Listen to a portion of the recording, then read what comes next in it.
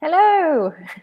Hello, everybody, and hello, Tiffy. Hello. Hello. Hi, ladies of the Ladies Lounge and Miss Viv. And gents that are joining us today. It's good to have you on board. Of course. We were just having a quick chat beforehand about, how much we are aware of things, stuff, emotions, thoughts, Stuff and patterns, things. habits, just stuff, and how much of it is actually yours. And how much of it is actually not yours? Which is probably the better question because, what if, whatever makes you feel lighter is a truth and whatever makes you feel heavier is a lie. So what if we suggest that 98% of your thoughts, feelings and emotions don't belong to you? Is that lighter Yes. in your world or heavier in your world? Yeah, it's a great question, and I think we were just talking about this because Viv, we were kind of like, oh, what should we come in here and chat with you all about? And one of the things Viv said was, what do I do when my awareness is off the charts? And I mean, that is the question, but it's like, how often do we not know that the stuff that's coming up in our lives on a day-to-day basis, how often do we not realize that maybe actually we are being aware of something and it's not ours? It's not our problem. It's not our difficulty. It's not our weird feeling. It's not, I've anxiety, like I've never had, for example, anxiety, but there are situations in my life where I say things like, if I didn't know better, if I didn't have the tools that I have, I would say right now that I feel really anxious. But I know for me that that's not something that's part of my reality. So I'm like, what am I being aware of here? And that's the thing, is that our bodies, our lives, all this stuff will show up, from moment to moment. And like Viv said, 98, 99,000% of everything that shows up is more likely to actually be something that you're aware of than something that is yours and you have some problem with. Yeah. And, if you're watching this right now and this is totally new to you, just check in. Okay. Is this light? When we talk about, what if what you think is a problem is not yours? It's like, okay, so ask, who does this belong to? Is this mine or somebody else's?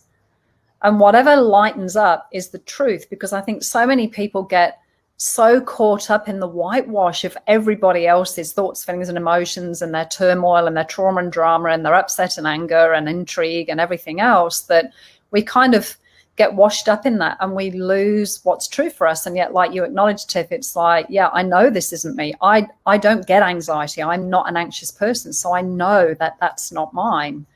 So how many of you have actually got a reference point for who you are when you're being you, that when it feels weird and wonky, you just assume that that's yours, but it actually isn't you? I remember being in a class with Gary Douglas years ago, and he was talking about how, when little babies come into this world, they have this spherical and amazing awareness, and I mean, you see babies, if you look at a baby and you look at their eyes, you can often see that they're just like, oh, there's this awe and this wonder of being aware of everything around them. And then we start to get taught things like, someone might walk into a room and there's a whole bunch of energies that, for example, this child would be aware of. And then people start to say, well, that person's sad, for example. So the child takes this entirety of this spherical awareness of so many different things and then pushes that all into this definition or box of sad, which is such a limitation for what we as people can be aware of, and so this reality teaches us that, that all of these energies, for example, are defined as this. And if this is going on and you're aware of sad, then you are sad. And there is something wrong that you have to try and figure out and deal with. But the problem is... You go. I was just going to say, the problem is if you're trying to deal with something that was never yours in the first place, you can't actually deal with it or change it or get rid of it, because you're functioning from a lie that it was actually yours in the first place. Yeah, I had a great example of this with a client this morning who, you know, all of a sudden he started having all this jealousy come up in his world. And this guy's 35. He's got a fairly good sense of who he is and his world. And he said, I don't know what the hell's wrong with me. He said, for the last 2 weeks, I've been kind of helicopter husbanding my wife and just following around. And, you know, I've almost caught myself checking a phone. And he said, I've got all these really weird paranoid thoughts in my head. And he said, look, I really need some help because she's getting really, really pissed off with me. And she's, you know, getting really to the point where she just doesn't want to be around me. So I need some help. And anyway, long story short, we were talking about this process and, you know, who does it belong to? And anyway, it turns out that him and his wife purchased something about 2 weeks ago that created a lot of jealousy in other people's worlds.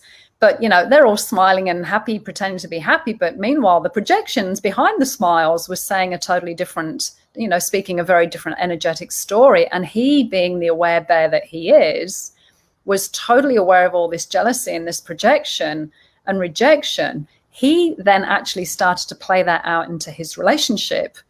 And he's like, I don't know what the hell's wrong with me. I don't know what is going on. He said, this isn't me. And so we just talked about it. It's like, so, you know, we worked out what was going on. And he said, that's incredible. He said, everything in my world has just suddenly gone to just total peace.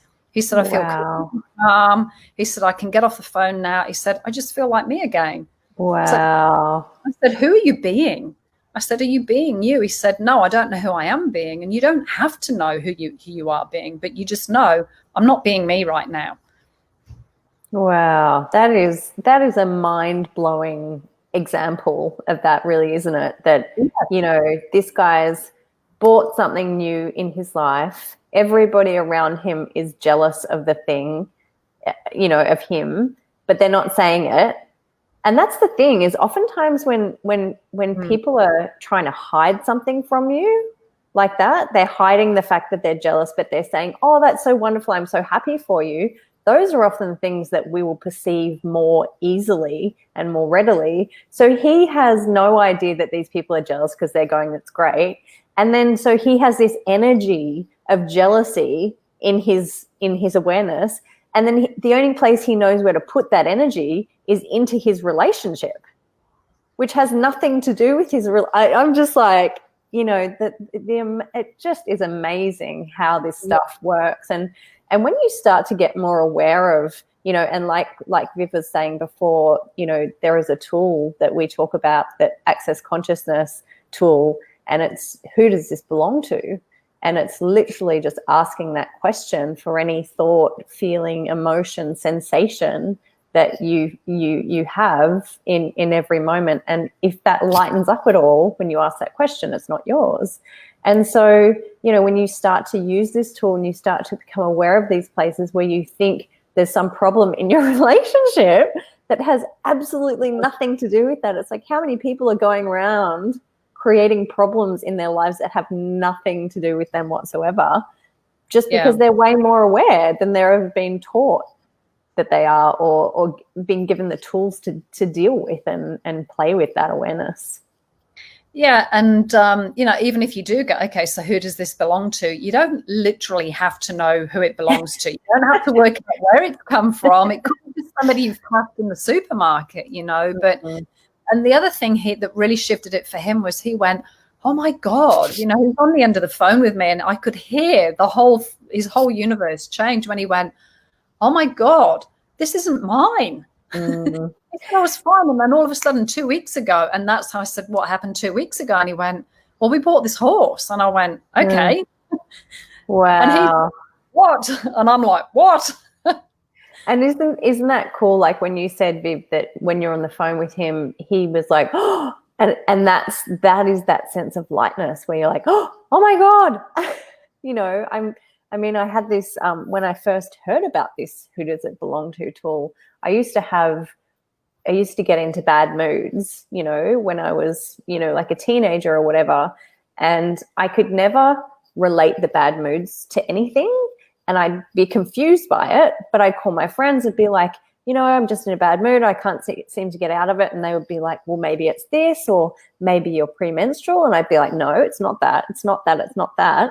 And so I just was like, I've got some problem, basically, until I heard this question, who does this belong to? And when the first time I heard it, all of the light bulbs from that time of my life where I was trying to figure out what the fuck is going on here, I was like, oh my God, it was that, you know, and like boom, boom, boom, boom, boom, boom, boom. It was just me being aware of other people's worlds, you know, and all sorts of different energies. And I know we talk about this, if any of you watch StreamYards very often, you know, the moment you have that awareness, the moment you acknowledge that, things can start to change. And that is just the magic of, you know, the value of becoming more aware, of expanding your consciousness, that you personally have your own light bulb moments and everything starts to shift in your own world. And the tools basically facilitate that process until you just go, hang on, who am I being right now? So the question will always create that energetic space for a change. But if we're coming to conclusion and reacting, like he said, I was just getting worse and worse and more intense and more intense. And he said, I just couldn't stop it. And I could see what it was doing with my relationship. And he said, I was pushing my wife away. He said, but I just couldn't stop it. And I said, and that's talked about, you know, the lie. It's like, well, when we stick ourselves with a lie, the one thing you can't change is a lie, because you've bought it as a truth. You know, you've either bought it from somebody else or you keep telling yourself the same lie over and over. So what lies are you using that trap you, that aren't actually yours? Yeah, absolutely. I'm also remembering, you know, Sul and I were, you know, having some sort of thing go on ages ago, and it was this sticky place and we were trying to change it. And either he looked at me or I looked at him and went, is any of this ours? And we both went, no. And then the whole thing was entirely just disappeared.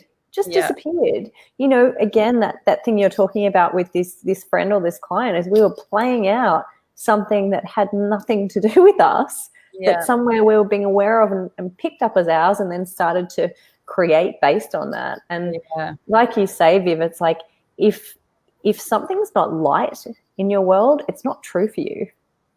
Yeah, and one thing I remind myself regularly, if it's heavy, it's not mine. Mm-hmm.